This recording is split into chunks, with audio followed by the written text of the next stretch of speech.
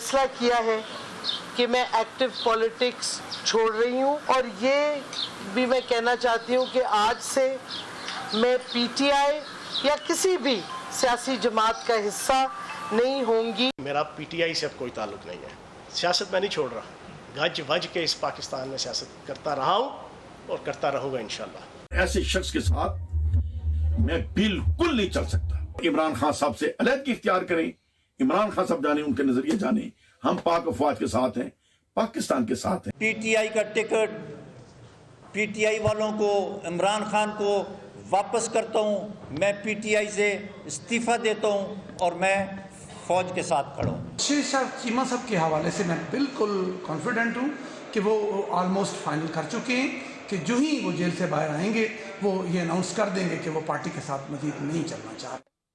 बिस्मिल्लाहिर्रहमानिर्रहीम। मासूम नाज़रीन, प्रोग्राम न्यूज़ स्टेट में खुशामदीद। मैं आपका मेज़बान नजम अली खान। और आज का दिन इमरान खान साहब के लिए यकीनी तौर पर अच्छा साबित नहीं हुआ।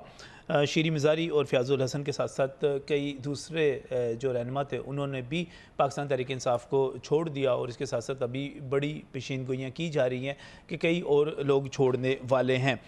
जमशेद चीमा और मुसर्रत जमशेद चीमा, उनके हवाले से भी तस्दीक हो चुकी हुई है। वो भी आपने सुन लिया कि वो भी जैसे ही जेल से बाहर आएंगे वो भी इमरान खान साहब को दाग़े मुफारकत दे जाएंगे।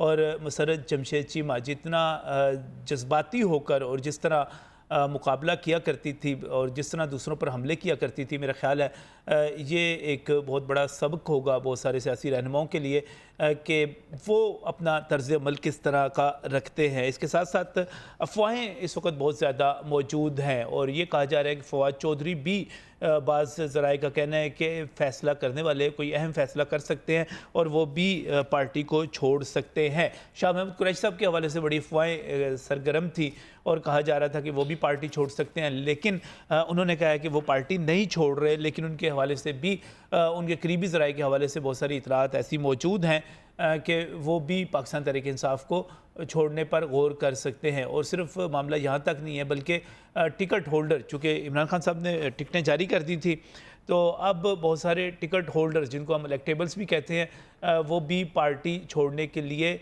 तैयार बैठे हुए हैं। और ये जो सिलसिला शुरू हुआ था चंद रोज़ पहले 9 मई के जो शर्मनाक वाक़यात थे, जिस तरह कोर कमांडर हाउस पर हमला किया गया था, जिस तरह GHQ पर हमला किया गया था, जिस तरह शोहदा की यादगारों पर हमले किए गए थे, तो ये कहा जा रहा था कि इमरान खान साहब जो है इस सूरत हाल से निकल आएंगे और वो मामलात को संभाल लेंगे। लेकिन जो लग रहा है कि वो मामलात को संभालने में नाकाम हो रहे हैं। आज भी उन्होंने जो गुफ्तगू की है उससे उनकी नाकामी वाज़िया हो रही है। पाकिस्तान तहरीक इंसाफ जो है तेज़ी के साथ डिल्यूट हो रही है, ख़त्म हो रही है। अगरचे इसके वोट बैंक के हवाले से ये नहीं कहा जा सकता कि वोट बैंक भी इसके साथ ख़त्म होगा या नहीं होगा, लेकिन बहरहाल जब पार्टी लीडरशिप जाती है, इलेक्टेबल्स जाते हैं, तो अपने साथ एक वोट का एक बड़ा हिस्सा भी अपने साथ वो ले जाते हैं जो उनके अपने हलके का वोट होता है। इस सूरत हाल को किस तरह देखा जा रहा है और इस सूरत हाल पर पाकिस्तान तहरीक इंसाफ क्या सोच रही है, अभी हमें ज्वाइन करेंगे राजा यासर सरफराज हमायूं जो कि पाकिस्तान तहरीक इंसाफ के सेंट्रल पंजाब से जनरल सेक्रेटरी और साबिक वज़ीर मरकज़ी रहनुमा हैं। उनको भी वफाक से मरकज़ी कौमी असम्बली से टिकट जारी हुआ। अब वो क्या सोच रहे हैं, किस तरह देख रहे हैं, उनकी तरफ भी जाएंगे। लेकिन इसके साथ ही मैं मशकूर हूँ यहाँ पर ख्वाजा इमरान नज़ीर जो कि मुस्लिम लीग नून लाहौर के जनरल सेक्रेटरी हैं, साबिक सूबाई वज़ीर है, हमारे साथ यहाँ पर मौजूद है, उनकी तरफ चलते हैं। खैर साहब, ये जो सिलसिला इस वक्त जारी है पाकिस्तान तहरीक इंसाफ का, तो मुस्लिम लीग नून सोच रही है कि ये जो सारे लोग छोड़ रहे हैं इनमें से कुछ लोगों को आप अपनी पार्टी में ले लें, इलेक्टेबल्स को ले लें, इनके साथ चले। बिस्मिल्लाह नजम भाई, फ़र्स्ट ऑफ़ ऑल तो हमें मैं समझता हूँ कि इस पे देखना चाहिए कि ये सब कुछ हो क्या रहा है और हुआ क्यों है। बीइंग अ पॉलिटिकल वर्कर, मैं पिछले काफ़ी अरसे से जो हमारे मुल्क में सियासी हालात हैं उस पर मैं बिल्कुल रंजीदा हूँ और ख़ुश नहीं हूँ, क्योंकि आप मेरा ख्याल मुझे मेरे बचपन से जानते हैं और हमारा ताल्लुक़ जो है वो दो से ज़ायद दहाइयों पर मुश्तमिल है कि हमने सारी ज़िंदगी जो है ना वो सिरात मुस्तकीम गुजारी है। आपने सहाफ़त में और मैंने सियासत में। तो मेरी तो कभी भी ये ख्वाहिश नहीं रही कि कोई भी पॉलिटिकल वर्कर जो है वो अपनी पार्टी छोड़े। लेकिन ये सब कुछ जो हो रहा है ये क्यों हो रहा है? आपको याद होगा कि हाफिज़ नुमान साहब 8-9 माह 10 माह पाबंद सलासल रहे, ख्वाजा साद रफ़ीक, ख्वाजा सलमान रफ़ीक 2 बरस के करीब पाबंद सलासल रहे, शाहिद हक़ान अब्बासी, मिफ्ता इस्माइल, हमज़ा शिबाशी साहब को तकरीबन 2.25 बरस आगा चीमा साहब को 3.25 बरस, मियाँ शहबाज शरीफ साहब को मैं अगर देखूँ तो 1.5 बरस से ज़ायद, नवाज शरीफ साहब, उनकी बेटी मरियम नवाज साहबा 1-1 साल, 1.5 साल, ख्वाजा आसिफ साहब, मैं किस किस का नाम लूँ। राना सनाउल्लाह के ऊपर हेरोइन डाल दी गई और जो सजाए मौत वाला केस था वो उन पर डाल दिया गया और कैद तन्हाई में जितनी सख्त अज़ियतें उनको दी गई, माजी में उसकी मिसाल नहीं मिलती। मैं खुद थोड़ी देर पाबंदी असल रहा। मुझे ये पूछना है, क्या हम में से किसी साथी ने टीवी पे आके कहा कि हम अपनी पार्टी को छोड़ रहे हैं? ये क्यों हुआ है? ये क्यों कह रहे हैं? ये रेत जिस तरह मुट्ठी से फिसलती है, ये सब क्यों फिसल रहे हैं? ये इसलिए फिसल रहे हैं कि इनके जो माजरत से, जो इनकी लीडरशिप है, जो इमरान खान साहब हैं, वो अपनी ज़ात से और अपनी नाक से आगे सोचते नहीं हैं। उनके लिए कुल कायनात उनकी अपनी ज़ात है। मैं हैरान हूँ यार, ये कैसा लीडर है कि जिसने पहले तो प्लानिंग करके लोगों के माओं, बेटियों और बच्चों को इस जहन्नुम में झोंका और उनको टारगेट दे दे के ये कहा कि यहाँ पर आग लगाओ और यहाँ पर फलाना करो और मेरी गिरफ्तारी पर ये करो और वो करो, और आज वो उन सबसे लाताल्लुकी का ऐसे ऐलान कर रहे हैं कि जैसे उनको फ़र्क ही नहीं पड़ता। मुझे बड़ी तकलीफ़ हुई उनके उस बयान से, जो उन्होंने कहा कि जिनकी तस्वीरें हैं हम उनको शनाख्त करवा के गिरफ्तारी में मदद करेंगे। खान साहब, आप कैसे लीडर हैं? इन लोगों ने आपकी मोहब्बत में किया जो कुछ किया, इन लोगों ने आपके सिखाए हुए असूल के तहत किया जो कुछ आप इनको सिखाते थे, और आपकी पैरोकारी के नतीजे में आज वो मुल्क दुश्मन भी बन गए हैं और उनके ऊपर मुकदमात भी कायम है और आप अपने आप को बीच में से निकाल रहे हैं। तो जब लीडर, वो कहते हैं ना कि निकल जाए पतली गली से और लोगों को छोड़ जाए, तो फिर पार्टी बिखरा करती है। मैं किसी भी पॉलिटिकल वर्कर की तरह मैं तरीके इंसाफ को बिखरता देखकर खुश नहीं हूँ। मैं किसी भी कौमी धारे में शामिल किसी भी सियासी जमात को, चाहे वो पीपल्स पार्टी हो, PTI हो, कोई भी हो, मैं उसको बिखर रहा देखना नहीं चाहता। लेकिन जो कुछ आपने इस मुल्क के साथ कर दिया, जो कुछ आपने इस मुल्क की तहजीब और तमद्दन के साथ कर दिया, जो कुछ आपने इस मुल्क के सियासी कल्चर के साथ कर दिया, जो आप इस मुल्क की मईशत के साथ कर गए, और जिस ढिठाई और बेशर्मी से आपने बच्चों के कोर्स की किताबों में झूठ शामिल किया, माजी में मैंने उसकी मिसाल नहीं देखी। मेरा बेटा मुझसे सवाल करता है कि पापा ये कैम्ब्रिज की बुक है, इसके अंदर ये चीज़ लिखी हुई है, इसका हकीकत से ताल्लुक़ कोई नहीं। यानी आप अपनी गंदी सियासत और अपनी ज़ात को प्रवान चढ़ाने के लिए आपने ना मुल्क को, कौम को देखा, ना मुल्क के मुस्तकबिल को देखा, ना आपने उन शोधा की तस्वीरों को देखा। नजम भाई, आपका मेरा किसी जनरल से इख्तलाफ हो सकता है, आपका मेरा किसी मिलिट्री रजीम से इख्तलाफ हो सकता है, क्या आपका और मेरा मेजर राजा अजीज़ भट्टी जिसने अपनी जान आफरीन के सपुर्द कर दी, उससे इख्तलाफ हो सकता है? कर्नल कैप्टन शेर खान जो हमें तहफ़्फ़ुज़ देता देता अपने बच्चों को यतीम छोड़ गया, उससे हमारा इख्तलाफ हो सकता है?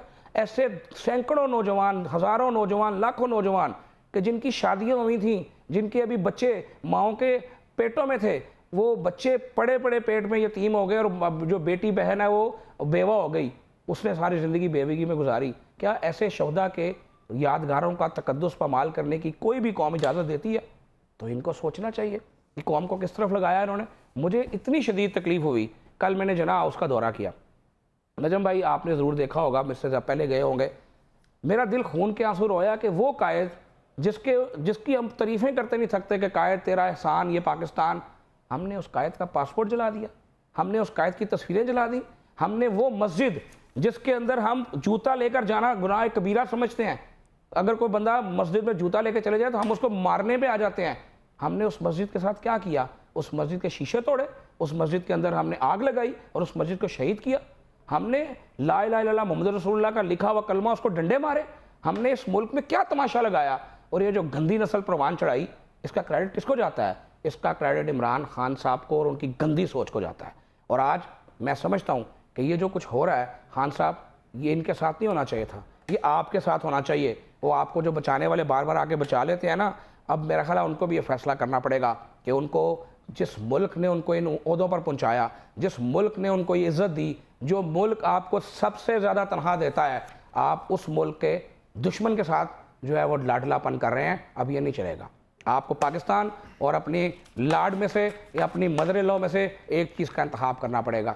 मैं हैरान इस बात से हूँ, मुझे एक फिक्रा कहने की इजाज़त दें, मैं हैरान इस बात से हूँ कि आपकी अगर ऑडियो लीक्स आई हैं तो आपको तो सबसे पहले नोटिस लेना चाहिए, आपको तो कहना चाहिए कि इसकी तहकीकात होनी चाहिए, क्योंकि आपके दिल में चोर है और वो बातें बिल्कुल ठीक है उसके अंदर। आप किसी को तहकीकात नहीं करने देते, आप ढिठाई की तरह कहते हैं कि जनाब मैं फ़लाने को भी साथ रखूँगा और मैं फ़लाने को भी साथ रखूँगा।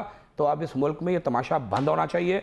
इस मुल्क में बहुत अदम इस्तेकाम, बहुत नफरत फैल गई, बहुत नफरत फैला दी गई।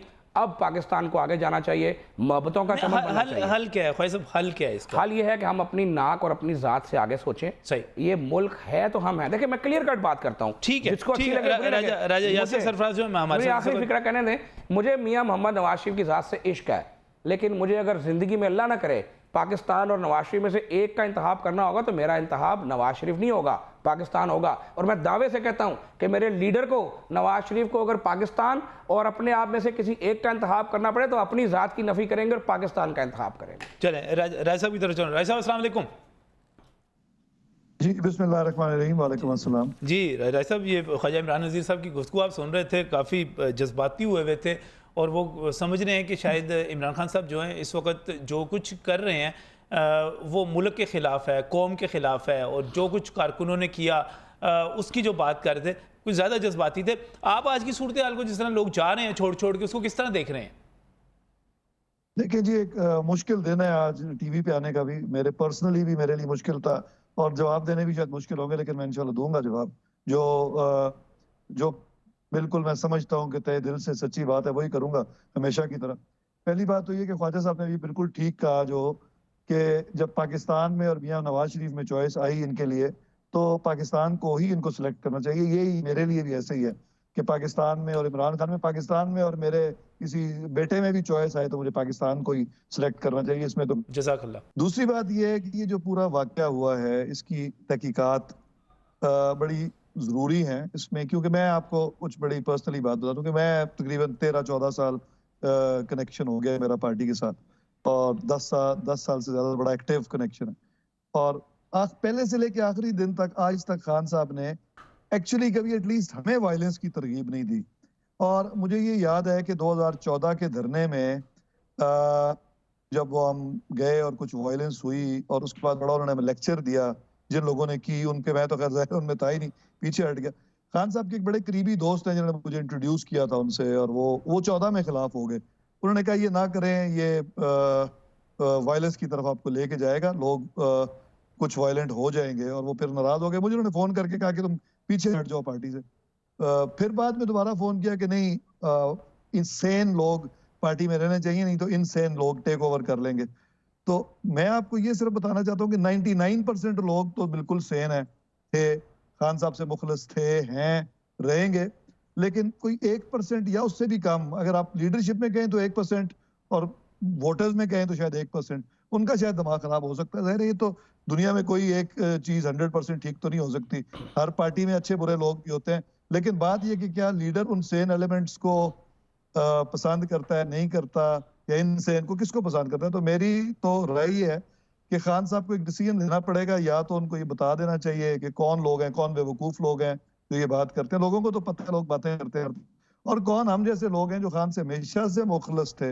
एज ए स्टूडेंट मैं चीजोनियन हूँ, हमारे स्कूल में तो तमाम मेजॉरिटी 90% स्टूडेंट्स जो उनका वैसे ही पूरी कौम का हीरो था खान, लेकिन हमारी तो स्कूल की एक कमराडी नहीं राय साहब, आपने जो बुनियादी बात हमारा हीरो था, मोहब्बत करने वाला, आपने जो पहली बात की, आपने कहा कि खान साहब ने आपको कभी वायलेंस के लिए नहीं कहा। इस सूरत हाल में इस वक्त जो अभी तक जो चीज़ें आ रही हैं, ऐसे लग रहा है जैसे पाकिस्तान तहरीक इंसाफ बतौर पार्टी जो थी, मसलन आप कमर शोज़ब को देख लें, यास्मीन राशिद साहिबा को देख लें, बाकी लोगों को देख लें, और तमाम की डायरेक्शन एक तरफ थी, तो ये बतौर पार्टी डिसीजन नहीं था आपके मुताबिक? ये 100% नहीं था। उसकी वजह मैं इसलिए बता सकता हूँ कि आखिरी एक मीटिंग थी तंजीम की, उसमें मैं मौजूद था।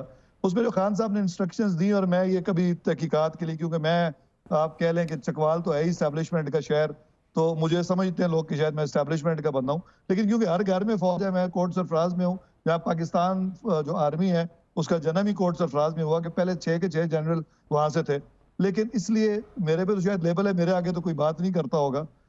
लेकिन उसके बावजूद ज़ाहिर आप पार्टी में रहते हैं, आपको पता चल जाता है। डॉक्टर यास्मीन राशिद साहबा के वालिद भी फौज के, उनके भाई अभी आर्मी चीफ बनना था, उन्होंने जो फौत हो गए हैं, नहीं बन सके थे, बड़े सीनियर, नाम मुझे भूल रहा है, नदीम इशफाक साहब, उनके फर्स्ट कजन है, तो वो भी चकवाल की रहने वाली है, वो फौज के खिलाफ नहीं जा सकती। हाँ, एग्रेसिव और कैंट की तरफ जाना बहुत बड़ी गलती थी।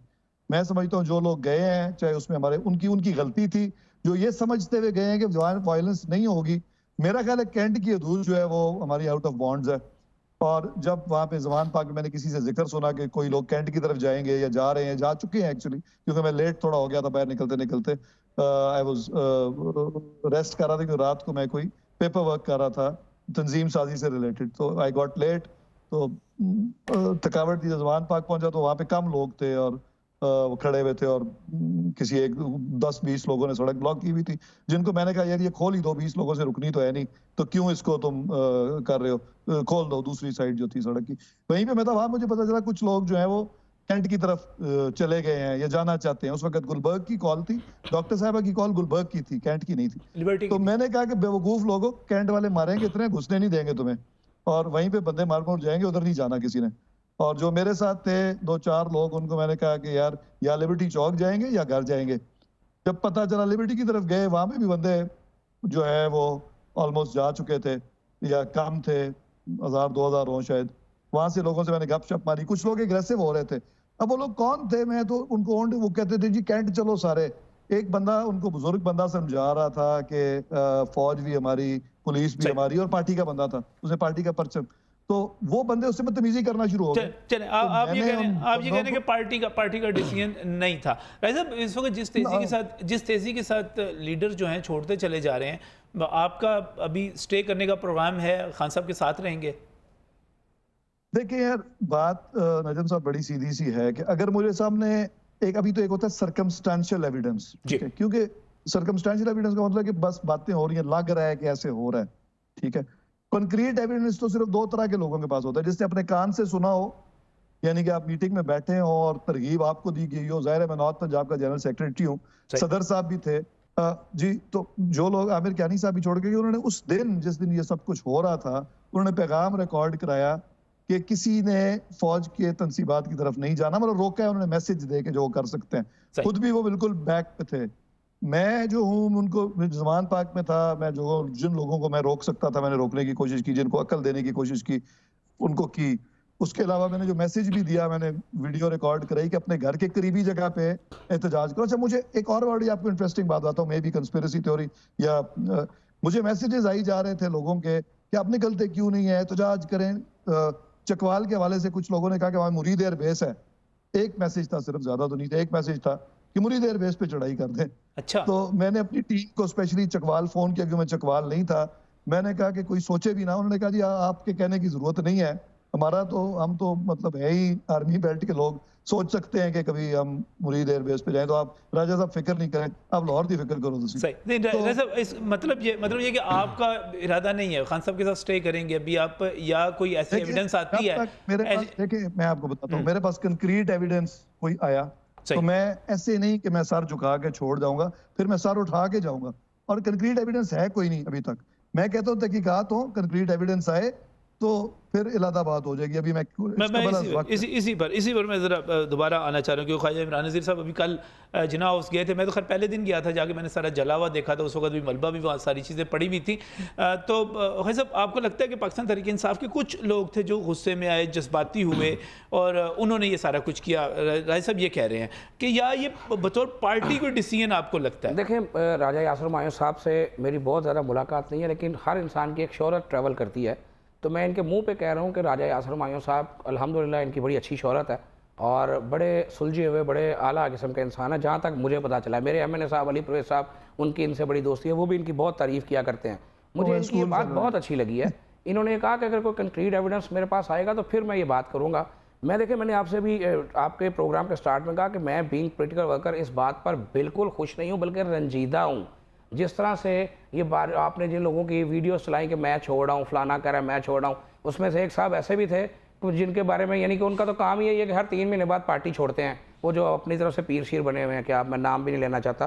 तो ऐसे लोगों में और जनरल पॉलिटिकल वर्कर्स में बहरहाल फ़र्क होता है। लेकिन मेरा सवाल ये है कि अगर खान साहब या PTI का ये प्लान्ड नहीं था मामला, तो फिर मुझे एक बात बताएं, चले एक आधे शहर में तो अचानक हो गया, हर जगह पर सिर्फ फौजी तनसीबात पर ही हमला क्यों होता है?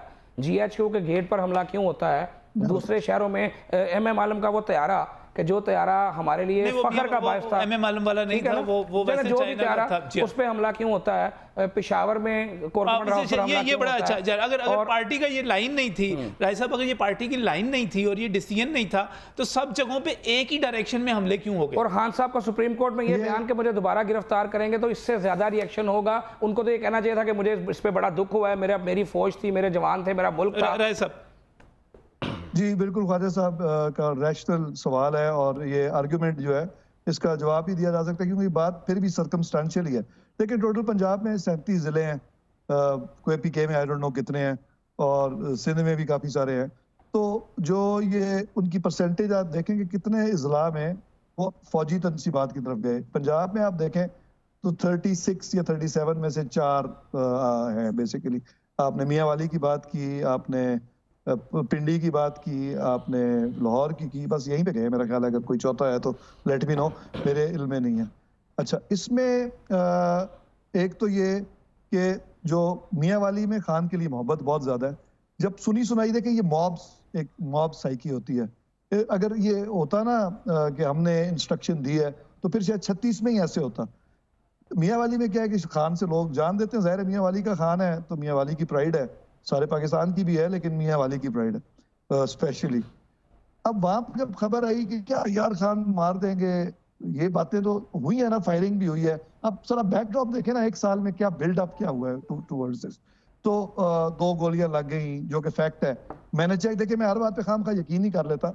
वहां पे अहमद चट्ठा मेरे जूनियर हैं स्कूल के, मेरे मोहतरम हैं, और उनकी में मुझे 100% यकीन है वो ऐसे बंदे नहीं है, खानदानी आदमी है, झूठ नहीं बोलते। वो साथ खान साहब के खड़े थे जब फायरिंग हुई। तो जब मैं बातें सुनता रहा, क्योंकि खाम मैं हर बात किसी की नहीं मानता, चाहे जो भी हो, मजहबी तहकीक के बाद मैं मुसलमान हूँ, ऐसे सुनी सुनाई पे मुसलमान नहीं हूँ। तो ये जो है ना वो जो फायरिंग वाला वाकया है जिससे शुरुआत हुई है वायलेंस की, वहां पे मैंने कहा पीटीआई के जो जेन्युइन वर्कर हैं, बहुत जज्बाती है, उनसे नहीं पूछता, अहमद चट्ठे से पूछता हूँ। फिर मैं अहमद चट्ठा को पूछने जब घर गया, उनसे पूरा वाकया सुना, तब मुझे यकीन हो गया वो वाकई था और सीरियस था। तब मैं 100% मुझे यकीन हुआ। उसके बाद ज़ाहिर है ये सारी बातें मैं दोबारा रिपीट नहीं करता, लेकिन आपको भी पता है कि साल में क्या हुआ। 25 जुलाई से शुरू करे वायलेंस को, तो फिर वायलेंस जब आहिस्ता आहिस्ता बढ़ती है तो लोगों के अंदर फ्रस्ट्रेशन बढ़ती है।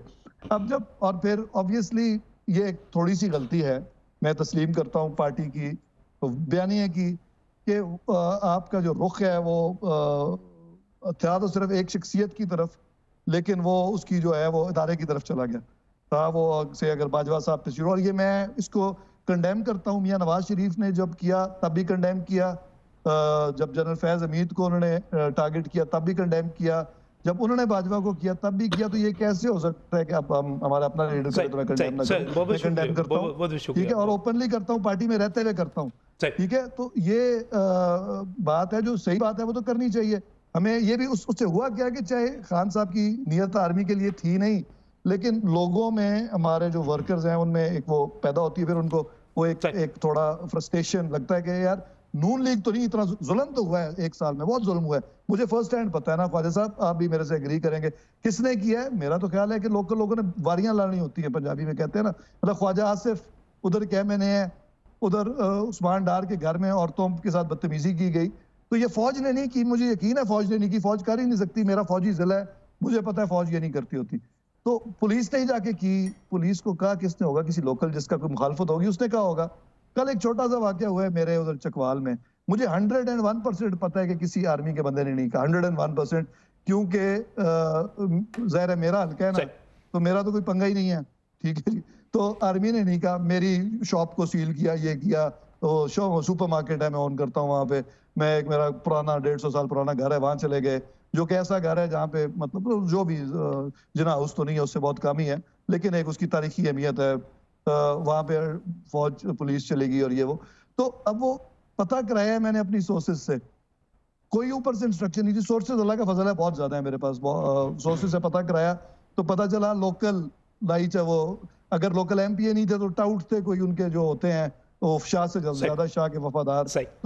तो ऐसे हो जाता है। यानी तो कि उससे क्या हुआ, उसकी सारी जो भाई साहब असल में जो कुछ हो रहा है वो बीच में आपके लोग भी शामिल हैं जो इसमें करवाने। सर मैं बात करूंगा, खाई साहब से बात करूंगा। ऐसा बहुत बहुत मैं आपको शुक्रिया। थोड़ी सी आखिरी बात, नहीं मेरी बात सुन लें, मैं खत्म करता हूँ, काम की एक्यूजेशन नहीं है इसमें। फिर शरारती अनासर, देखिए नून लीग में भी सारे फरिश्ते नहीं है, सारे चोर नहीं है, ऐसी बात नहीं है। मेरा हमेशा से ये बयानिया रहा है, किसी पार्टी में और किसी मुल्क में ये भी नहीं हो सकता कि हिंदुस्तान में सब लोग बुरे हों। ये हो ही नहीं सकता कि हिंदू सब बुरे हो, नहीं तो सर गंगा राम और गुलाब देवी जैसे लोग लाहौर में ही थे ना। तो ये हमारा एक फजूल सी, ये हमारी एक जो पाकिस्तान बनने के बाद से जो दिमाग को हमने फीड किया ना, जब आपकी सेपरेशनिस्ट आइडियोलॉजी होती है, उसके अंजाम में लोगों का माइंडसेट ऐसे बनता है, वो पूरे पूरे पूरे पूरी पीटीआई पूरी पीटीआई टेररिस्ट है। ऐसे नहीं हो सकता। पूरी नून लीग करप्ट है, ये नहीं हो सकता। नून लीग में नेक लोग भी हैं, बुरे लोग भी हैं, करप्ट भी हैं। ये तो अच्छी बात है सर। इमरान खान साहब तो ऐसा नहीं कहा करते थे, वो तो कुछ और कहा करते थे। मैं हमेशा से कहता हूँ, मैं आज नहीं कह रहा, मैं आज नहीं कह रहा, मैं बहुत बहुत शुक्रिया, बहुत बहुत शुक्रिया राय साहब। इस वक्त एक वो बात नहीं करते। बहुत बहुत शुक्रिया राय साहब। इस वक्त मैं ब्रेक की तरफ जाना, ब्रेक से वापस आता हूँ, यहीं से बात को आगे बढ़ाएंगे।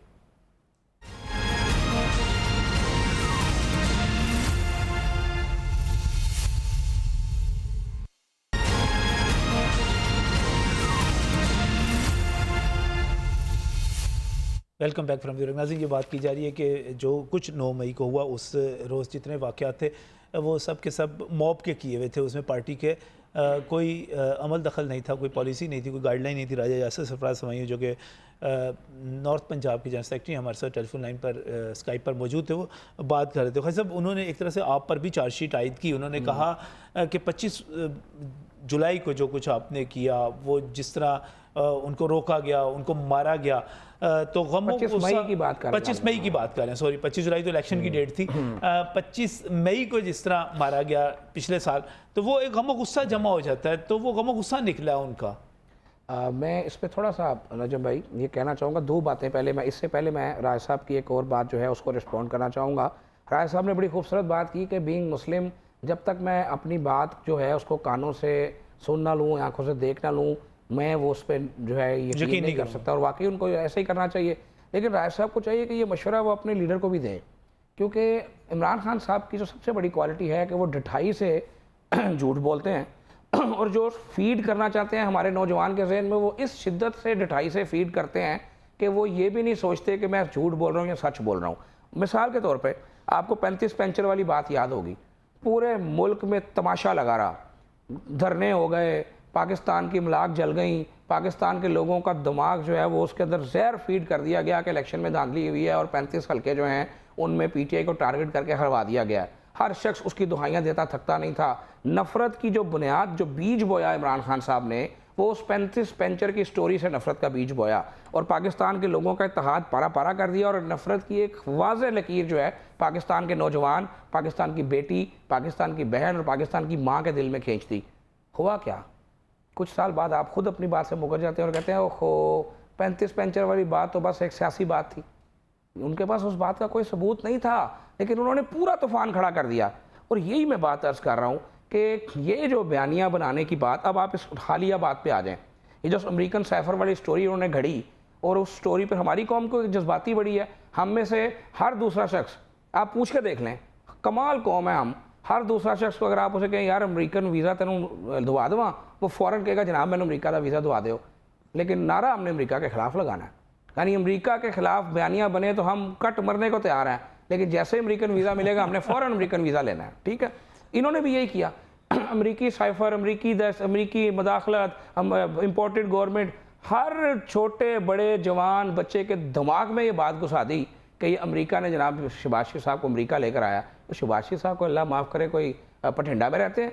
शहबाज शरीफ पाकिस्तान में पैदा हुआ, उसका बाप पाकिस्तान का था, उनकी इंडस्ट्री पाकिस्तान में थी। पाकिस्तान की बैकबोन जो बनी है उसमें शहबाज शरीफ के बाप की इंडस्ट्री का पूरा रोल शामिल है, और वो इत्तेफाक फाउंड्री पाकिस्तान का प्राइड हुआ करती थी किसी ज़माने में। तो आपने बयानिया बना लिया, और आज क्या हुआ? आज 60 अमेरिकन कांग्रेसमैन, मैं इस सेक्ट की बात नहीं करता, मैं नहीं कहता कि वो यहूदी हैं सारे या जो भी मामला है, उन्होंने इमरान खान की हमायत में जो ख़त लिखे हैं, क्या हम उनको साइफर कह के या हम उनको धमकी कह के इस पर नहीं खेल सकते? तो खान साहब को समझ ही नहीं आती कि वो इस मुल्क के साथ कर क्या रहे हैं। वो यहाँ दानिस्ता कर रहे हैं, मैं नहीं कहता दानिस्ता कर रहे हैं, यहाँ उनसे हो रहा है, लेकिन वो इस कौम का बेड़ा गर्क कर रहे हैं, वो इस मुल्क का बेड़ा गर्क कर रहे हैं। ये शऊर नहीं है, ये झूठ पर मुबनी बयानियाँ दिमागों में ठोंकने से बात है, ठोंसने की बात है, और ये मुसलमान का काम नहीं है। रियासत मदीना में ऐसे नहीं होता था। और मुझे बताएं, ये जो खान साहब ने वो जो तौहीन मज़हब वाली बात बार बार आ जाती है, क्या हमें कौम को दिखा रहे हैं कि छोटा बच्चा खड़ा होकर कह रहा है कि जनाब नबी पाक सल्लल्लाहु अलैहि वसल्लम के माँ बाप के बाद दूसरे खुशकिस्मत माँ बाप जो हैं वो इमरान न्याज़ी साहब के हैं। वो कुछ शर्म हया होनी चाहिए भाई। हज़रत फ़ातिमा तो ज़ोहरा कहाँ गई, हज़रत अली मुर्तज़ा कहाँ गए, हज़रत इमाम हसन हुसैन कहाँ गए, हजूर के सहाबा इकराम कहाँ गए, आज तक के वली कुतुब अब्दाल कहाँ गए। यानी कोई हमें शर्म आनी चाहिए हम जो बात करते हैं। फिर आप कहते हैं कि जनाब तो अपना मज़हब कार्ड इस्तेमाल करो, फलाना करो। मुझे नजम साहब आपसे सवाल पूछना है। मेरे घर में जो मुलाजिम है वो एक क्रिश्चियन भाई है, मेरा क्रिश्चियन दोस्त है। उसने आज मुझसे एक सवाल किया है, खुदा की कसम मैं उससे आंखें नहीं मिला सका। उसने कहा भाईजान मुझे एक बात बताएं, जो इमरान खान के लिए उस बच्चे ने कहा, जो औरतें कह रही हैं कि मेरा हज हो गया, मैंने इमरान खान को देख लिया, जो उसको पैगम्बर और वली से मिला रहे हैं, अगर ये किसी क्रिश्चियन ने कहा होता तो क्या उसका घर ना जल गया होता? क्या उसके और उसके बच्चों को हमने मार ना दिया होता? क्या हमने उनके खिलाफ जो है वो फसाद ना मचा दिया होता? क्योंकि अब इमरान खान साहब ने कहा है तो इसलिए इस पर कोई बात नहीं बनती। हमारे पास कोई जवाब है उस क्रिश्चियन बहन भाई उस बच्चे की बात का? यानी कि ये कोई तरीका है यार, आप मुल्क को किस तरफ लेके जा रहे हैं। पाकिस्तान को इफ़ाम तफ़हीम की ज़रूरत है। ये जो डॉलर नहीं खड़ा हो रहा, ये जो मैशत नहीं समझ रही। अच्छा, अब आप बतौर पॉलिटिकल वर्कर और जनरल सेक्रेटरी हैं लाहौर की, और चूँकि पार्टी में बड़ा, मैं एक बात और कह दूं, मैं उन्होंने बात की कि भाई ख्वाजा आसफ साहब के हल्के में छापा पड़ा। ख्वाजा आसफ साहब ने उसकी बार अगले दिन बेपनाह मजम्मत की, लेकिन चलें मैं अपने हल्के की बात करता हूँ। आप मेरे हल्के में जाएँ, कोई एक बंदा साबित करे कि हमारे हल्के में किसी ने किसी को पिन पॉइंट किया। इवन पीटीआई के कुछ दोस्त जो गिरफ्तार हुए, मैं आज आपको बताऊं, मैं उनको छुड़वा कर लेकर आया। और मैंने नहीं उनको कहा कि अपनी जमात बदल ले, मैं उनको छुड़वा कर लेकर आया। उनको पता है, उन दोस्तों को अगर सुन रहे होंगे तो मैंने उनसे एक सेकंड के लिए नहीं कहा अपनी जमात बदलो, मैंने कहा अपनी जमात में रहो। पॉलिटिकल कारकुन मैं छुड़ा कर लेके आया हूँ, मैं सबके सामने ये बात कह रहा हूँ। तो फ़र्क है बहुत सोच का। वाले वाक़यात में देखिए मैं इस बहस पे नहीं पड़ता ना, मैं क्यों छुड़ा के दोबारा उन्होंने अंदर कराना है। तो कहने का मकसद ये है कि फर्क सोच जो दे दी गई है पीटीआई को, नफरत की सोच दी गई है। पॉलिटिकल सवाल है बिल्कुल। ये जो पाकिस्तान तहरीक इंसाफ से अब लोग निकल रहे हैं, बड़ी तादाद में निकल रहे हैं, आप क्या सजेस्ट करेंगे? आपकी पार्टी उन्हें एक्सेप्ट करे ना करे? देखें, मैं ये केस टू केस डिपेंड करता है। अच्छा, जो दोस्त ज़बरदस्ती डंडे के सर के ऊपर पीटीआई में घुसाए गए थे, उन दोस्तों की अगर वापसी होती है तो उनका केस लैदा है।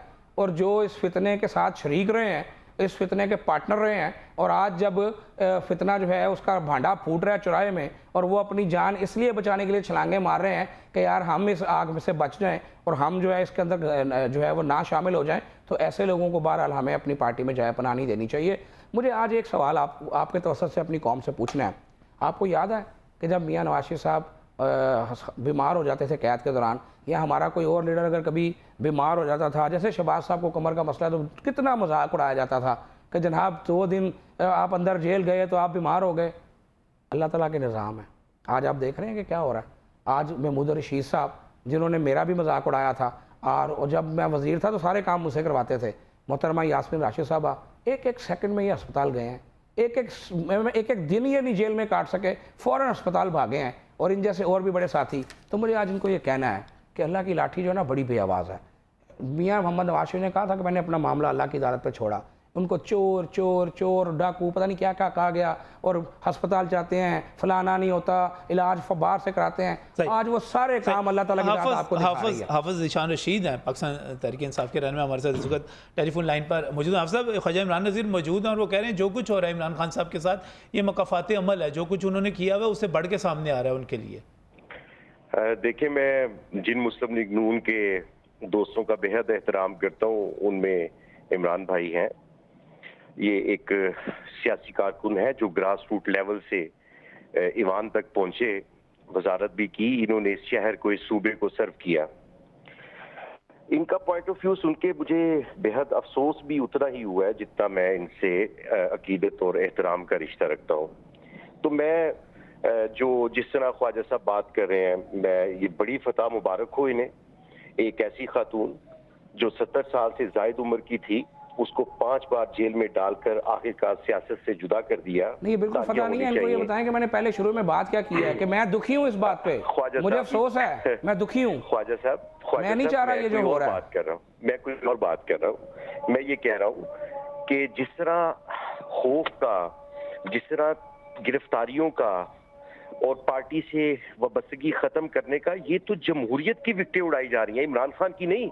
और अगर इमरान खान की विकटें उड़ानी है तो फिर इस अवाम को खत्म कर दें जो उसके वोटर्स हैं, जो आज भी उसके साथ खड़े हैं। ये लीडर्स, ये सियासतदान इमरान खान की ताकत नहीं है। इमरान खान की ताकत पाकिस्तान के अवाम है जो आज भी अक्सरियत में इमरान खान के साथ खड़े हैं। अगर ऑपरेशन करना है तो ख्वाजा साहब, आप अपनी लीडरशिप को कहें, आप वजीर आजम साहब को कहें, वजीर दाखिला को कहें कि इस अवाम के खिलाफ ऑपरेशन करें, बिकॉज के इमरान खान की ताकत सियासतदान नहीं है, उसके पार्टी के लीडर्स नहीं है, वो अवाम है।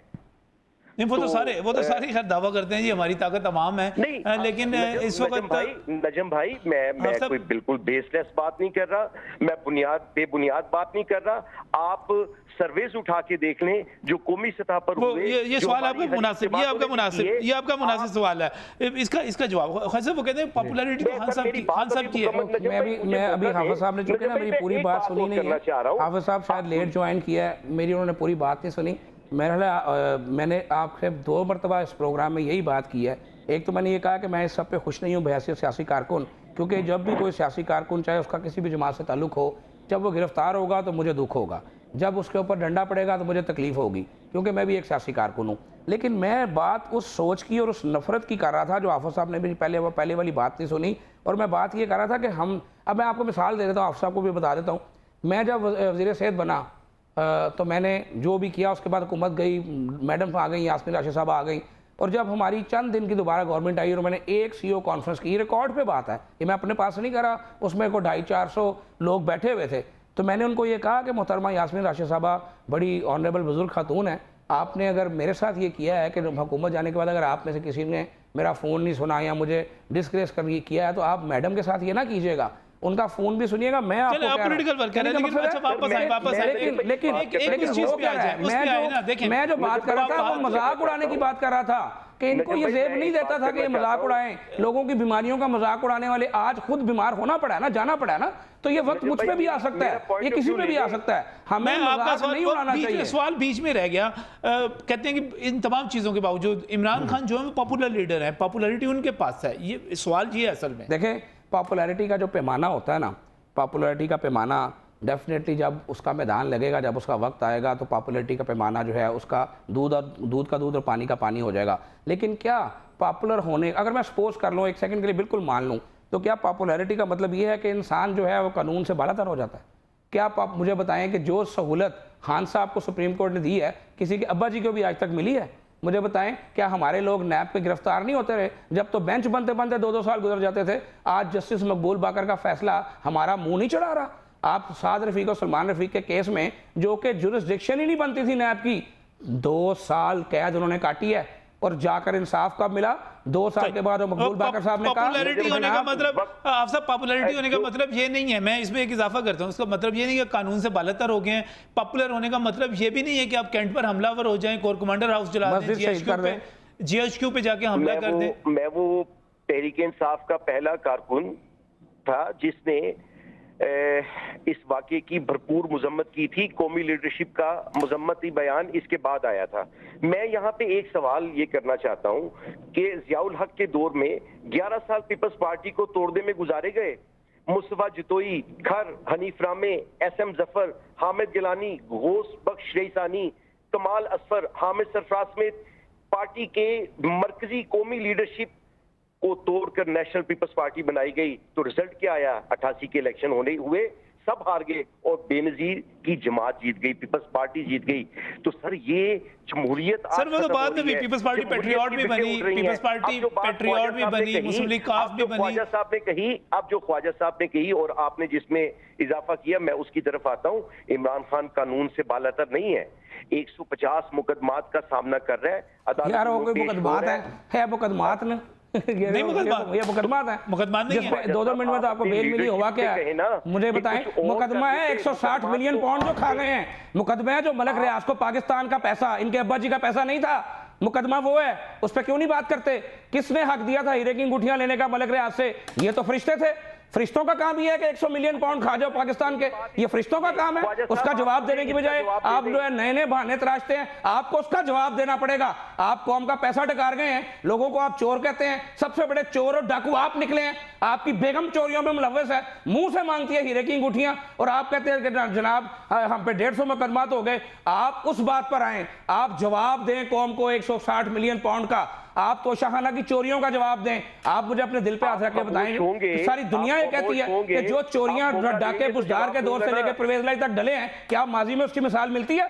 किसको नहीं पता कि ट्रांसफर पोस्टिंग तक जो है पैसे देके होती रही है। एक तो चोरी करना, ऊपर से तमाशे लगाना। मैं सिर्फ ये बात चाहता हूं कि चोरी करने वाले को कोई हक नहीं किसी को चोर कहे, तमाशे लगाने वाले को किसी के परकी उड़ाने का हक नहीं है। मैं इफ़ाम व तफ़हीम की बात करता हूँ, मैं इस मुल्क में सलाह पसंदी की बात करता हूँ, मैं इस मुल्क में बर्दाश्त के कल्चर को फ़रोग देने की बात करता हूँ। मैं तो दुखी हूँ इस बात पे, मेरी दाढ़ी मूंछ इस पार्टी में आई है, अपनी पार्टी में मेरी सियासत का सफ़र 30 बरस से ज़ायद है। मुझे तो दुख होता है कि जब किसी सियासी कारकुन के साथ ज्यादती होती है, हर दौर में सियासी कारकुन पिसता है, क्या हम नहीं पिसते रहे?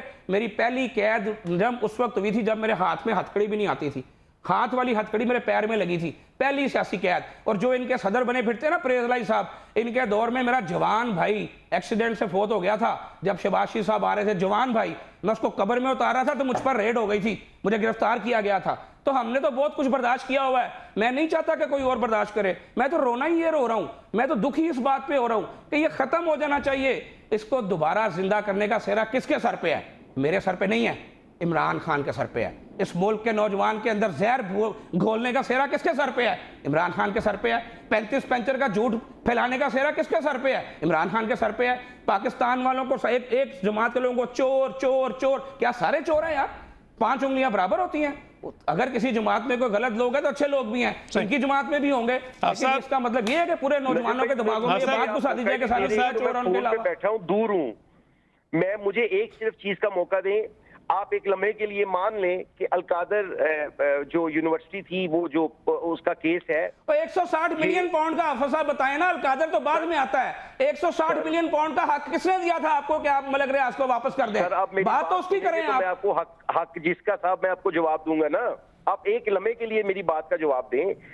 160 बिलियन जो भी आप कह रहे हैं, मिलियन पाउंड, ये पाकिस्तानी रुपीस की बात नहीं हो रही, ये मिलियन पाउंड हैं। सर मेरी बात सुनेंगे तो मैं आपको जवाब दूंगा ना। आप ये देखें कि वो अगर कैबिनेट ने मंजूर किया, तो जिस तरह मंजूरी हुई सारी दुनिया को पता है, दिखाया ही नहीं गया, दिखाया ही नहीं गया, बात ही नहीं सुन रहे। आप अपनी कैबिनेट को कहें, शहबाज शरीफ को कहें कि कैबिनेट से मंजूरी करवाएं और सुप्रीम कोर्ट से पैसे वापस उठा लें। सुप्रीम कोर्ट को कहे कि आप जैसे हाफिज कुरान को मैं समझता हूं कि बात जो है दलेर होकर सच करनी चाहिए। जहां मेरी लीडरशिप गलत होती है, मैं साफ बात करता हूं। 160 मिलियन पाउंड की रकम किसी तौर पे मलक रियाज को देनी नहीं बनती थी, वो किसी के बाप का पैसा नहीं था, वो पाकिस्तान का पैसा था। कैबिनेट से मंजूरी ले और वो सुप्रीम कोर्ट से पैसे वापस ले ले। कैबिनेट से किसने मंजूर कराया? आपने तो शो ही नहीं किया, आपने तो दिखाया ही नहीं किसी को। शीरीन बाजारी गवाह मौजूद है, बुलाए उसे, सर पे कुरान रखे, उससे पूछे कि दिखाए बगैर एजेंडा मंजूर कराया। वापस ले लें, वो कहते वापस ले लें, शहबाज साहब वापस ले लें, वापस ले लें। होगी वापसी इंशाल्लाह ताला, होगी वापसी इंशाल्लाह ताला, बिल्कुल होगी वापसी इंशाल्लाह ताला। ख्वाजा साहब कब होगी, कौम को ये भी बता दें। जो उससे पहले हो जाएगी जिससे पहले आपने लूटी रकम वापस ली है ना कौम की, जो आपने 4 साल कौम को कहा कि हम लूटी रकम वापस लेंगे, उससे पहले फसाद हो जाएगी इंशाल्लाह। नाम लेने से तो आपकी पूरी लीडरशिप डर रही है। आप क्या लेंगे पैसे कौम सुप्रीम कोर्ट से? आप ले लेंगे, जिन्होंने लेने होंगे, टेंशन ना लो, जिन्होंने लेने वापस ले लेंगे, घबराओ ना तुसी। ਅਸੀਂ नहीं घबरा रहे, ਅਸੀਂ इस दौर के बावजूद नहीं घबरा रहे। हाफिज साहब अल्लाह ना करे आपको, आप दौर देखें, आपने दौर देखे नहीं है अभी। मैं जो कुछ आपको बता रहा हूँ ना, जो कुछ हम काट चुके हैं, कभी अल्लाह ना करे कि आप लोग काटें। मेरी दुआ है कभी अल्लाह ना करे आप लोग वो दौर काटें जो हम काट चुके हैं, जो पीपल्स पार्टी काट चुकी है। मैं तो दुआ करता हूँ आपके लिए, कभी आपको अल्लाह ताला गर्म हवा ना लगाए, कभी आप किसी सियासी कारकुन के साथ वो ना हो जो हमारे साथ भी हो चुका है। ये कठिन दौर था, कि आपको 50 रुपए के स्टाम्प पर अरबों रुपए की करप्शन में रिलीफ मिल गया और आप लंदन में इलाज करवाते कौन सी करप्शन को इल्जाम लगाए ना। यहाँ तो नजर आ रहा है कि 160 मिलियन पाउंड खा गए, कोई इल्जाम भी तो लाओ, खाली गल्ला ही करी जाते हो। पूरी कौम को ट्रक की बत्ती के पीछे लगाया हुआ इतने साल से, खा गए। ओ भाई कोई इल्जाम लगाओ, कोई चीज दिखाओ, कोई एक इल्जाम तो लगाओ। कोई एक इल्जाम आज तक नहीं लगा सके। यही तो मेरा गिला है कि कौम को झूठ और ट्रक की बत्ती के पीछे लगा लगा के उस नहज पे पहुंचा दिया कि कौम आज अपने मौसलों को, अपने शोहदा को जलाने निकली है, कौम अपनी मस्जिदों को शहीद करने निकली है, कौम का बेड़ा गर्क कर दिया इस शख्स ने। यही तो गिला है मेरा इस शख्स के साथ, और क्या गिला है। ये मेरा भी हीरो था, मेरी माँ ने अपने हाथ से कंगन उतार के इसकी झोली में डाले हुए हैं, मैंने अपने हाथ से डाले हुए हैं जब शौकत हनम बना था। शौकत हनम हम सब ने मिलकर बनाया था। गिला क्या है? गिला यही है कि कौम को डिवाइड कर रहे हो, कौम को तकसीम कर रहे हो, झूठ बोलते हो, ढाई से बोलते हो, कभी कहते हो अमेरिका के साथ जंग है, कभी अमेरिकन से मदद मांगते हो। क्या तमाशा लगा कर रखा हुआ है। लीडर बनो, एक बात पर खड़े हो, आप 1.5 मिनट खड़े नहीं होते एक बात पे। पता नहीं किस बात की लीडरी है और किस चीज का तमाशा है। खुदा के वास्ते तमाशे बंद करें। बहुत नुकसान उठा लिया पाकिस्तान ने आपके झूठ और आपके इल्जाम बख्तानों से। डिबेट रहेगी, डिबेट जारी रहेगी। हाफिज शान साहब हमारे साथ टेलीफोन लाइन पर मौजूद थे। इससे पहले राजा यासिर सरफराज मायूं थे, ख्वाजा इमरान नज़ीर तशरीफ़ लाए, बहुत बहुत शुक्रिया। और नाज़रीन, सियासत जो है होती रहनी चाहिए, लेकिन मुल्क की कीमत पर नहीं, अमन की कीमत पर नहीं, जमहूरियत की कीमत पर नहीं। अल्लाह हाफिज़।